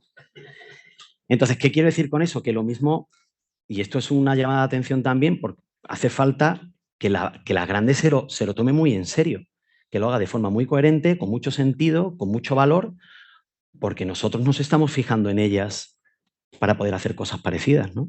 Nosotros que trabajamos con empresas privadas cotizadas o con estamentos públicos, en muchos casos hemos aprendido mucho de nuestro propio aliado para establecer una sostenibilidad con un cierto sentido y orden, ¿no? Entonces, ahí hay una responsabilidad importantísima por parte de la empresa para que la pyme se fije, ¿no? Otra idea es que si alguien se la juega es la pyme. Esa es la realidad. Es que cada vez que nosotros invertimos en un proyecto de sostenibilidad, nos la estamos jugando. Y hay gente que a veces a lo mejor no lo puede entender, pero es que nosotros tenemos una pequeña fundación y la fundación tiene un coste importante. Entonces, si alguien tiene que valorar los riesgos es la pyme. Y la sostenibilidad te ayuda a valorar esos riesgos. Con lo cual, ¿qué más quieres, chico? O sea, necesitas estar permanentemente valorando esos riesgos para ver si verdaderamente pues esto te está aportando y sobre todo por la continuidad de negocio, porque al final sostenibilidad es continuidad de negocio, ¿no? Entonces, yo me parece que todas esas ideas son importantes para la pyme. Lo que pasa, claro, que cuando te pones a hablar con la pyme, lo que quiere es... Pero yo recuerdo una conferencia sobre B Corp que me dijo, yo quiero ser B Corp. ¿Cuánto tardaría en hacerme B Corp? Digo, pues vamos mal. Porque si lo primero que me estás diciendo es rapidez, pues lo mismo necesitas un replanteamiento, ¿no? Entonces, hace falta que la pyme comprenda que el recurso económico llegará, pero que tú tienes que centrarte mucho en ese propósito que te hace legítimo y que verdaderamente te ofrece todo ese valor para que en el mercado pues, te apremie tu consumidor, ¿no? De alguna forma, ¿no? Bueno, me parece que por ahí para nosotros es absolutamente estratégico, pero cuesta sangre, sudor y lágrimas para entender. Bueno, sí, diría una idea final y es democratizar los mensajes de la sostenibilidad. Por Dios, ojalá alguien que nos escuche o nos vea por la cámara, porque es que no todo el mundo tiene la posibilidad de tener un ESADE o tener una escuela de negocio cerca que entienda de qué se está hablando. Y la pyme tiene un problema con eso, ¿eh? Un problema grave. Nada, ahí estoy. Pues nada, el DIRSE te podrá ayudar. Ahí está, sí. Soy socio de DIRSE. Sí. Una prima. Sí. Elena, comentabas que en vuestro caso habláis de los asuntos también ASG desde por la primera comisión en el año 2003, aunque se denominaba en reputación, que ha ido además cambiando de nombre, ¿no? Durante a lo largo de los años. Por lo tanto, también entiendo que eso responde a la consolidación y a la madurez de la compañía tratando estos temas. Me gustaría preguntarte, para ti, ¿cuál crees que es el punto de inflexión para la integración de la sostenibilidad en la estrategia del Consejo de Administración? Pues te diría con mi ascendencia gallega que depende. Porque al final todavía esto depende muchísimo de las personas. Y el punto de inflexión, pues te diría que en cada caso es diferente, en cada organización es diferente, incluso dentro de cada organización, cada departamento es diferente, ¿no? Yo siempre cuento que en Telefónica el principal aliado que tuvimos desde el inicio fue fiscal. Entonces dices, fiscal, ¿no? O sea, no parece tan obvio que fiscal dentro de los temas de ESG pues sea tu principal aliado. Pues sí, pues ellos desde el primer momento, pues todo el tema de transparencia fiscal, gobernanza del departamento fiscal, todos los GRIs que tienen que ver con transparencia fiscal, pues lo asumieron desde el inicio, los impactos en la sociedad, teníamos el cálculo del impacto en la sociedad por la parte fiscal y del resto de la compañía no lo teníamos hecho, ¿no? O sea, que quiero decir que bueno, con recursos humanos, que parece tan obvio, pues ha sido casi el área que nos ha costado más, ahora sí. Pero bueno, poco a poco. A mí no me gustaría pensar, y sobre todo pensando en el mercado pymes y tal, que es muy terrible, que el punto de inflexión sea la regulación.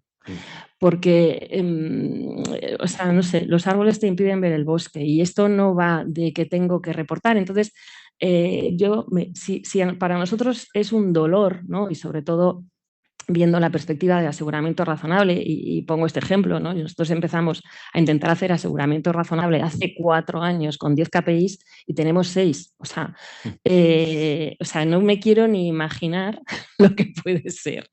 Es verdad que nosotros tenemos una huella muy complicada y tal, pero bueno, pero que es muy complejo, ¿no? Entonces, si te centras solo en los aspectos regulatorios, te ahogas. O sea, si nos podemos llegar a ahogar una compañía grande, no quiero ni pensar una más pequeña y tal, que al final dice, pues tengo que poner un DIRSE para que me haga el reporte. Pero es que no es eso, ¿no? O sea, es que yo estoy de acuerdo contigo. Es que esto es una oportunidad.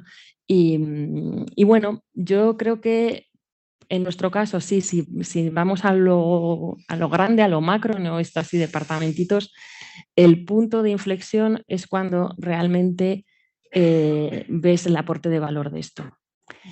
Cada uno lo ve a un tiempo diferente, pero de repente eso es cuando lo ves y no un rollo que te está contando el DIRSE, que tienes que hacer, que es obligatorio y tal. Entonces, para mí ahora, lo fantástico de esto, de hecho cambiamos ahora la configuración de la comisión, de los temas a tratar, que ya no estamos tan pesados. El plan de negocio responsable, cuando empezamos a hacer plan de negocio responsable, era sobre todo para cumplir aspectos que sabíamos que iban a ser regulatorios y que no teníamos nada. Y digo, no, ahora ya eso nos olvidamos, porque eso es el estado de información financiera, pues cada uno es consciente de cuáles son sus obligaciones, cada departamento, que eso sí que es muy bueno y yo le aconsejo que nosotros cuando fue el reporte obligatorio, lo que hicimos fue que cada responsable de los KPIs firmase una carta de manifestaciones y desde el momento que se hace cargo de que esos KPIs son suyos y son su responsabilidad, pues toda la parte regulatoria se queda en el que lo gestiona. Y entonces nosotros ahora, ¿en qué estamos? Pues ver cómo van esas cosas, pero eso es como, oye, un update de lo que estabas comentando tú, ¿no? Así vamos. Si hay algo que está yendo mal, pues en la comisión pues sí que se saca ese punto, pero sobre todo lo que se quiere llevar a la comisión son los aspectos que son transformacionales en el sentido del control del riesgo que te pueda hacer que lo hagas mucho mejor, ¿no? Y sobre todo en la oportunidad. Básicamente en la oportunidad de destacar, en la oportunidad de diferenciación, en la oportunidad de generar más ingresos o más inversión para la compañía. Pues gracias, Elena. Muy buena recomendación. De hecho, me la voy a quedar. Termino con Ramón, hablando de instrumentos que... Hay distintos instrumentos, ¿no?, para ejercer ese rol de control y de coordinación, de supervisión, perdón, de los órganos de gestión, pues LEINC, el propósito, política de sostenibilidad, cuadros de bando, etcétera. Según tu criterio, ¿cuál crees que es el más efectivo? En vuestro caso, ¿cuál está siendo el más eficiente? Pues como tú bien has dicho, hay varios. Por seleccionar uno que yo creo que a nosotros nos está haciendo bastante bien, nos está ayudando mucho a enseñar, volvemos a lo mismo, qué nos tiene que ocupar y qué nos tiene que preocupar, es el cuadro de mandos que hemos preparado, que contiene una serie de un poquito más de 25 indicadores divididos en medio ambiente, social y gobierno corporativo. Esos indicadores no es lo bonito de cómo salimos en la foto, insisto, porque si no, no sirve de nada, no estamos haciendo a nosotros greenwashing, sino aquellos indicadores en donde al Consejo le tiene que preocupar, porque son cuestiones que tenemos que monitorizar, porque pueden salir bien, pero también pueden salir mal. Dentro de ese cuadro de mandos tenemos dos que son, por así decirlo, los tractores, que es huella de carbono, por un lado, y TECIR, tasa total de accidentes. Esos dos indicadores no solamente son, por así decirlo, los reyes del cuadro de mandos, sino que también, por ejemplo, pues, determinan la retribución de la cúpula directiva de la compañía, para que de verdad nos creamos que son importantes no por lo que lo decimos, sino porque son fundamentales, pues, para el desempeño de la compañía.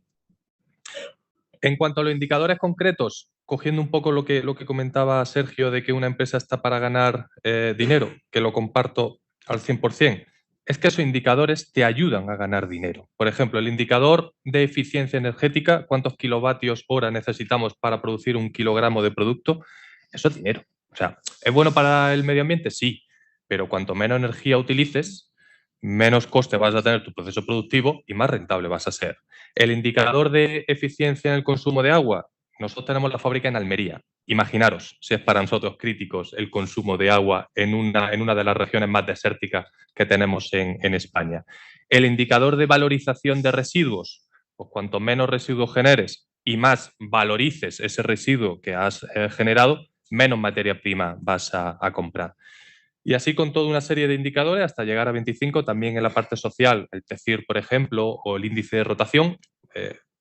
Qué importante es, si hay aquí compañeros de áreas de recursos humanos, no solamente atraer buenos perfiles, sino también mantenerlos, que se te queden en la compañía y no se te vayan a los 6 meses después de haber invertido formación en ellos. Y, por supuesto, la parte de gobierno corporativo, como bien decíais, para los inversores. Cuando te reúnes con un banco, a día de hoy la E está muy bien, la S está muy bien, pero cuéntame sobre la G.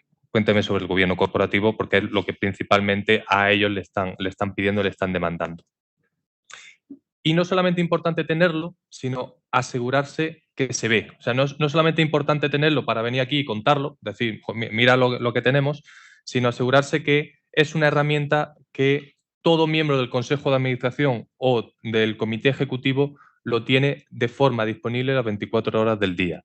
Lo que hemos hecho ha sido desarrollar un programa informático para que a través de tu móvil, de tu tablet o de tu ordenador, le das un clic y te sale el resultado a minuto de cómo va cada uno de esos indicadores. Con 3 factores, y ya termino. Nada de titulares cualitativos, o sea, el cuadro de mando no te dice, no te hace el trabajo de que tú de sacarte la conclusión por ti mismo, decirte si vamos bien o vamos mal. El cuadro de mando lo que te dice es cuál es el resultado a día de hoy, cuál es el objetivo a corto plazo, 2023, y cuál es el objetivo a medio plazo, 2025. Y a partir de ahí, si aparece en rojo, es que numéricamente estás por debajo del indicador. Si aparece en verde, es que numéricamente estás por encima del indicador. A partir de ahí, las conclusiones ya pertenecen a cada miembro del Consejo de Administración, que damos por hecho que va a ser capaz de sacar sus propias conclusiones. Hay muchas formas de poder fiscalizar o de poder controlar, pero yo creo que esa es la más democrática y la más objetiva, porque los números, en ese sentido, nunca son capaces de mentir. Gracias. No sé cómo vamos de tiempo. Tenemos que acabar a las 11, pero como hemos empezado 5 minutos más tarde, ¿no? Creo que tenemos este margen. Si alguien quiere hacer alguna pregunta, yo creo que nos da tiempo para 1 o 2 preguntas, si queréis aprovechar. Sí, aquí hay.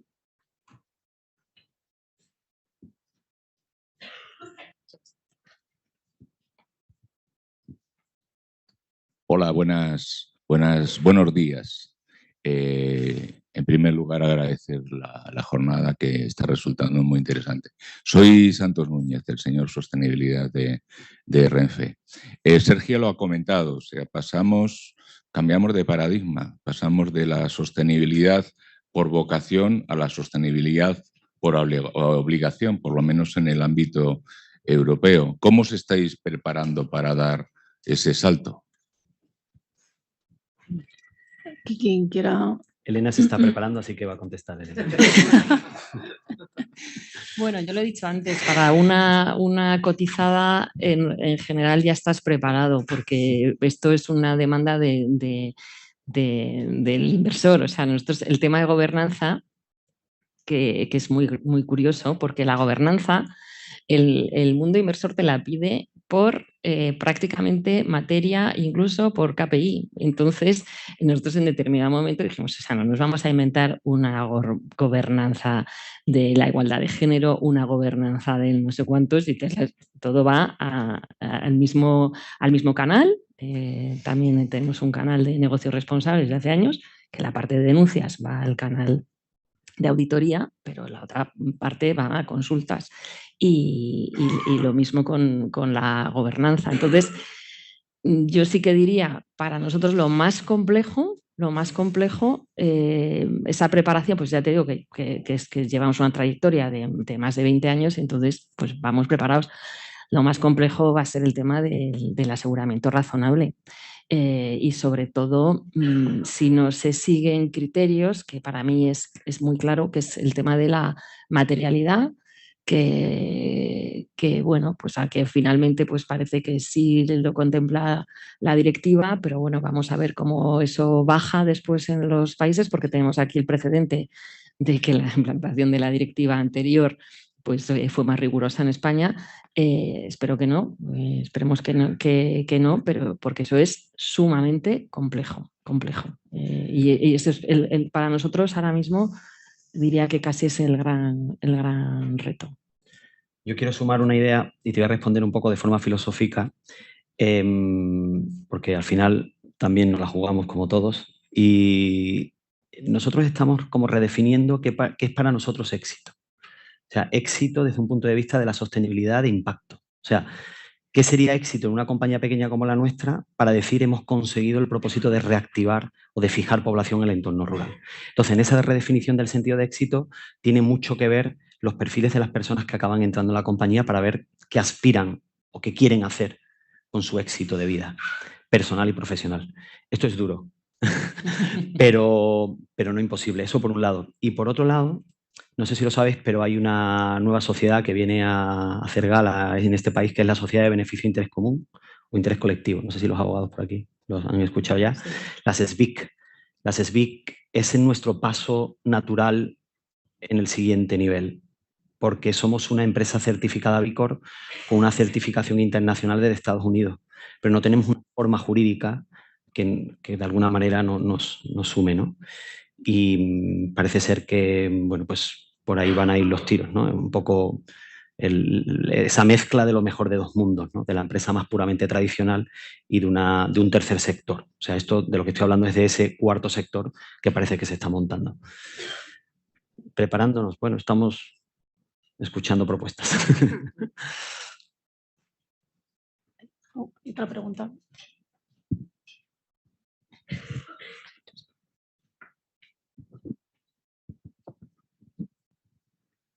Bueno, muchas gracias. Yo quería hacer una pregunta a Garrigues, a Dirce. Bueno, en general me ha parecido interesante. Creo que en la sostenibilidad aún hay mucho de voluntario y no tanto de obligatorio, o no sabemos muy bien qué es voluntario y qué es obligatorio.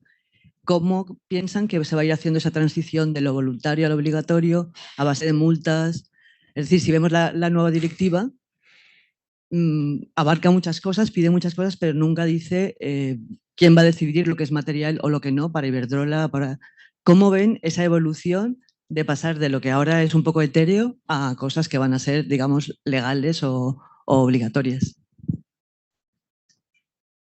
Yo ya decía antes que a mí esto me parece el tema más complejo. Por ese tsunami, por ese exceso de... Es que si no, no se oye. Perdón. Digo, ese exceso regulatorio, claro, hace complejísimo saber, pero qué realmente es obligatorio y qué no. Y yo creo que ese es un paso que todavía hay que dar y que lo que decíamos antes, en las directivas comunitarias yo creo que tienen que parar de hacer 200.000 directivas y enfocarse en pocas y claras. Y que haya una parte que vaya virando hacia el cumplimiento normativo, o sea, que si quieren fijar una serie de objetivos climáticos, por ejemplo, que se fijen, que sean claros, que sean obligatorios y el que no lo cumple, que sea sancionado, como siempre ha pasado. Y que luego haya otro ámbito, que es el de la voluntariedad, donde cada compañía tome las decisiones que crea que deba tomar en función de los inversores, que le da mucha importancia a esto, pero ya será una cuestión puramente de decisión voluntaria, estratégica, y cada cual que adopte las suyas. Yo creo que ahora estamos en un momento donde esto está muy de moda, todo el mundo habla de esto, pero no está claro qué es lo que tengo que cumplir y qué es lo que quiero cumplir o no. Y ¿cómo va a ser esa transición? Complicadísima. O sea, yo ahora mismo no la veo. Yo creo que ahora mismo estamos en el momento del péndulo que esto se ha descontrolado. Se ha descontrolado, es así. Y hay que volver y llegar a un punto, porque la idea es muy buena. O sea, ¿quién discute el concepto de sostenibilidad? Nadie. Es obvio. O sea, cualquiera que lea qué significa la sostenibilidad, todo el mundo está a favor de la sostenibilidad. Ahora, hay que darle racionalidad y yo creo que buscando un buen fin, el péndulo se ha ido demasiado lejos y tiene que volver y generarse un marco de juego razonable para que las empresas se desarrollen con un marco claro. Yo también creo que ese paso previsiblemente lo tendremos cuando tengamos más claro cómo terminan los trabajos del EFRAG. El EFRAG tiene 12 estándares. En esos 12 estándares hay estándares transversales, hay estándares en la parte ambiental, en la parte social, en la parte de gobernanza. Todos esos estándares lo que están pidiendo de alguna forma son 4 cosas para cada uno de ellos. 1, ¿cuál es el modelo de gobernanza que tienen? 2, ¿qué estrategia tienes, por ejemplo, en uno de ellos, que es la parte climática? 3, ¿cuál es la parte de métricas que le vas a tener y qué objetivos tienes? Todos responden a eso. Yo creo que previsiblemente eso nos va a ayudar a tener un lenguaje común. De la misma forma que, por ejemplo, con la taxonomía estamos teniendo un lenguaje común. Se ha escrito muchísimo sobre la evolución de los conceptos. Yo creo que esto al final, creo que cuando tengamos eso, que están ya publicado el primer borrador, previsiblemente se aprobarán a finales de junio, quizás, no sé, junio es cuando se está planteando, yo creo que tendremos más claro el entendimiento. Luego es verdad que se han retrasado los sectoriales, estaban previstos para el 24, se van a echar para el 25, lo mismo estaba haciendo el ISSB. O sea, al final lo que tendremos es un lenguaje común con unas métricas comunes. Y tanto es así que la propia Unión Europea ha establecido crear una plataforma donde se reporten los información no financiera, que serán informes de sostenibilidad, una plataforma tecnológica reportando indicadores especialmente cuantitativos. Yo creo que eso nos va a ayudar bastante. Pero vamos, en cualquier caso, aun cuando tengamos eso, yo creo que la esencia sigue la misma. Yo tendré que cumplir X y luego si mi ambición es mayor, pues corre tanto como quieras, pues sobre todo porque al final, como hemos visto aquí, es una ventaja competitiva. Sácalo como tal. Perfecto. Bueno, si os parece bien, damos por finalizada aquí la mesa, que además creo que luego tenemos un café donde si alguien ha quedado alguna duda, daros las gracias a todos vosotros por las aportaciones. Volviendo al tema de la mesa, lo que queda claro es que para la integración de la sostenibilidad del modelo de negocio es necesario el impulso del Consejo de Administración y de la alta dirección, así que seguiremos trabajando en ello y por supuesto desde DIRSE. Así que gracias a todos.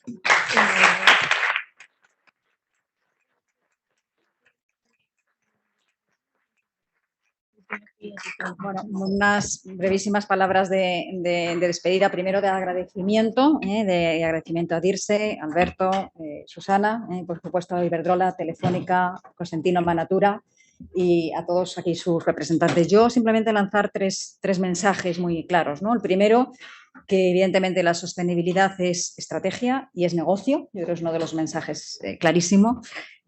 Segundo, este es un mensaje especial para Juan José. Creo que con nuestro toolkit ayudamos y contribuimos a democratizar el conocimiento y los mensajes de la sostenibilidad. Y el tercero, como habéis visto, aunque pensábamos los abogados que el ChatGPT nos iba a sustituir, pues parece que no, y vamos a tener ese negocio. Bueno, muchísimas gracias a todos por vuestra presencia, por vuestra asistencia. Tenemos ahora un café donde podemos seguir hablando y compartiendo. Muchas gracias a todos.